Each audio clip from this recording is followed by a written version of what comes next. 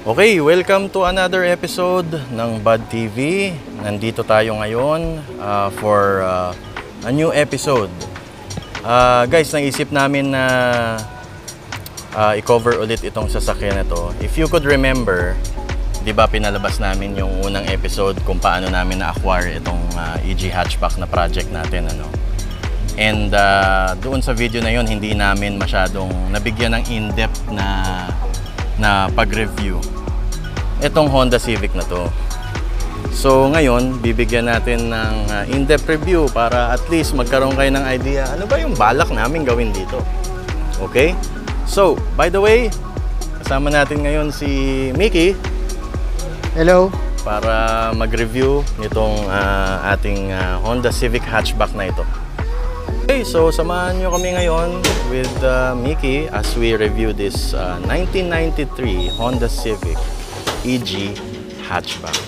So bago tayo mag-start, don't forget to give this video a thumbs up, comment down below for any questions, comments, or suggestions, and wag niyong kakalimutan to subscribe to Bud TV if hindi pa kayo nakakapag-subscribe.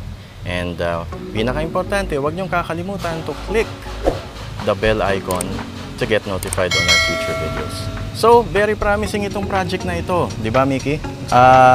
Sabihan mo naman sila, ano bang balak natin dito? Ano bang build ang gagawin natin dito? Medyo mangangarap tayo. Ang balak natin is gawin nating EG6. EG6? Nako, parang naririnig ko pa lang yung tatlong characters na yun. Parang ayoko na.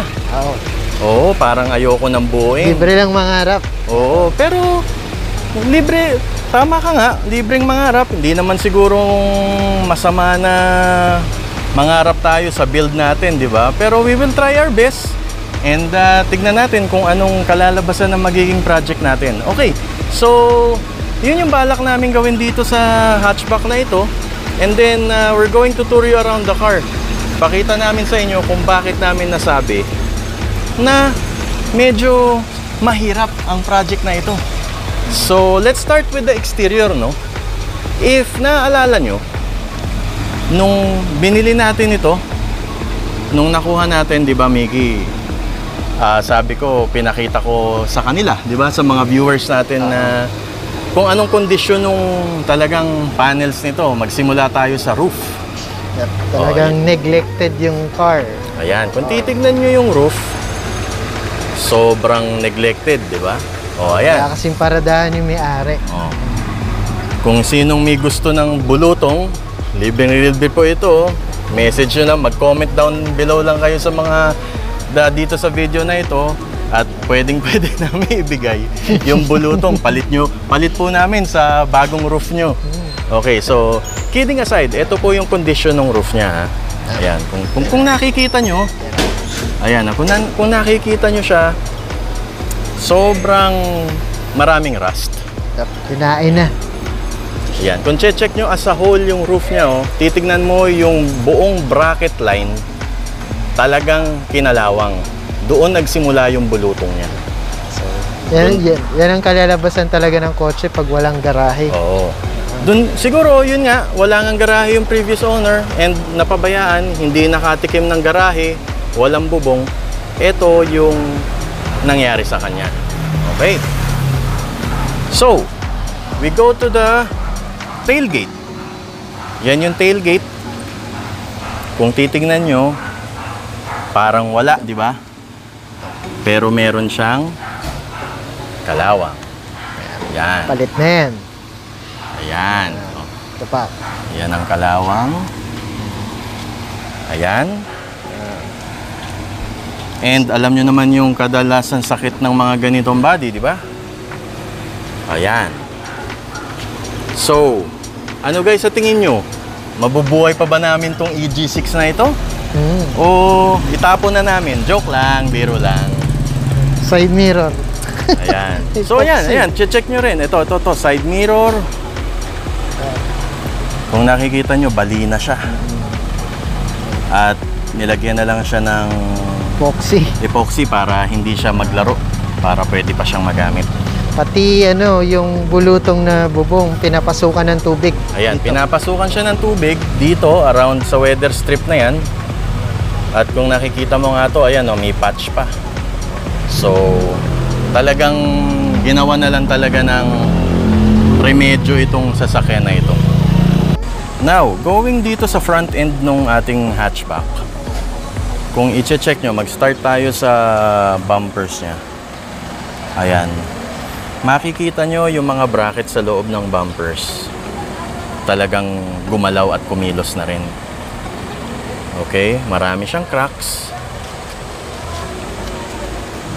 Hindi na aligned yung bumper dahil yung tenga ng bumper niya ay sira. At just as what we thought, eto nga. Ito yung bracket niya eh. So laylay na siya. Ibig sabihin, hindi na siya tuwid. Which is yan yung mga isa sa mga kailangan nating i-address para shall we say, ano ba tawag doon, Mickey? Para ma-align natin ng mabuti yung ating bumper. Okay. Kung titignan nyo naman to, ayan, makikita nyo na talagang pinatungan lang. Pinatungan. Ito yung original paint niya. Meron ng peel-offs. Kumbaga, Inilamusan lang. Inilamusan yan through the course of time. Yung kanyang corner light, crack na. At marami ng sun cracks. Kalawang na naman sa fenders. Yung kanyang weather strip. Ayan po. Yung kanyang mga plastic trimmings ng wiper cowl. Pero mukhang wala namang bangga to. Yan. Ito, yung mga door panels, yung mga pintuan, weather strip ng pinto. Ito, yung tama nito, mga door handles. At syempre, ano pang bago, may bago na namang kalawang dun. And dyan. Ayan. So, to sum it up, talagang medyo marami talaga tayong gagawin dito sa hatchback na ito. And we will try our best na mabuo siya.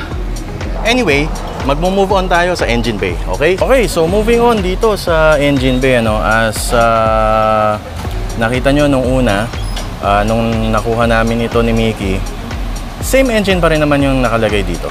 Okay, so the only thing na talagang binigyan lang namin ng konting gastos dito sa PH12 engine na ito na all stock was since ang issue nito, Mickey, di ba, nung nakuha natin, talagang meron siyang chances ng overheating. So, binilan lang muna namin siya ng 2 rows na plastic top aluminum radiator. Ayan.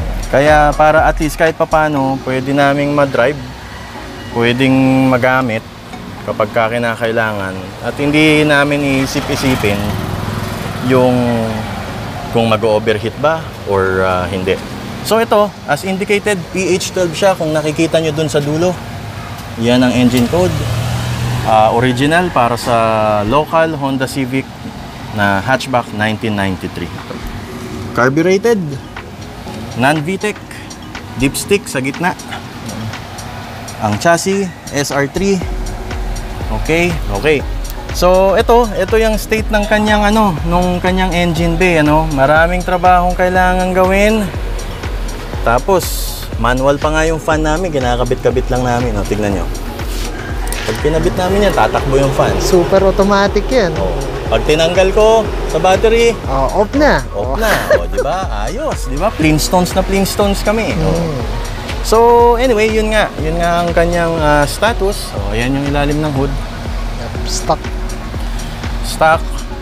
So, marami tayong mga gagawin dito. As Mickey said, plano namin siyang gawing EG6. Nahilo na naman ako. Binanggit ko lang yung 3 letrang yun, 3 characters na yun. Hindi kasi namin alam kung kaya namin mabuo ng EG6. Pero wala namang masamang mangarap, di ba? So, tignan na lang natin kung anong pwede namin gawin. For sale. Oh guys, ito. For sale. Baka meron kayong B16 dyan. I-swap nyo na. Isa-swap namin tong PH12 engine namin. For sale, for swap. Sorry kasi yung door handle namin sira eh. So ayan, tignan mo, gutted out na. Tinanggal na namin mga sidings kasi para makita lang talaga namin yung estado nung kanyang bodyworks na kailangan namin gawin dito. Check nyo yung dashboard. Ito yung dashboard. Intact naman. Intact. Actually, oo.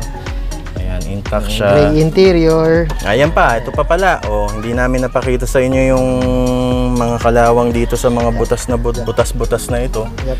Sa naman, sa flooring naman, wala naman siyang butas. Kasi yung matting naman, tinanggal natin. Oo, yun. Naman siya. So, yan yung estado ng ating Honda hatchback. Ano sa tingin nyo, guys? Kung kayo yung may-ari nito at kayo yung nakakuha nitong Honda Civic hatchback na ito, ano yung gagawin nyo dito? Tapon. Pero tama nga yung kasabihan, pag kumuha ka ng hatchback daw, matitira na lang pag nagbuo ka, sahig. Yan. Nagsabi sa akin yan. Sahig na lang. Sabi, bali-balita, ganun daw ang mangyayari. Pero tingnan na lang natin sa mga susunod na episode. We don't want to spill the beans naman agad sa inyo kasi syempre mawawalan ng excitement. And we want this project to be, ayun, alam nyo, parang magiging teleserye itong project na ito. Para every episode, makikita nyo kung ano yung improvements and kung ano yung magiging galaw namin dito pagka sinimulan na namin. Okay?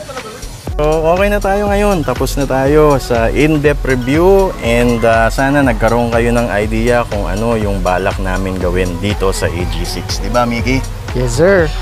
Okay, so dito na nagtatapos yung ating episode for today. If you like the video, give it a thumbs up. Comment down below for any questions, comments, or suggestions. At huwag niyong kakalimutan to subscribe to Bud TV if you haven't subscribed to the channel yet. Pinaka-importante, don't forget to click the notification bell or yung bell icon natin para maging notified kayo sa mga susunod na videos dito sa ating EG6, okay? So maraming salamat sa suporta nyo guys and I hope to see you on the next episode. Ingat kayo, Bye-bye. stay safe, and God bless. Bye, Mickey! Bye-bye.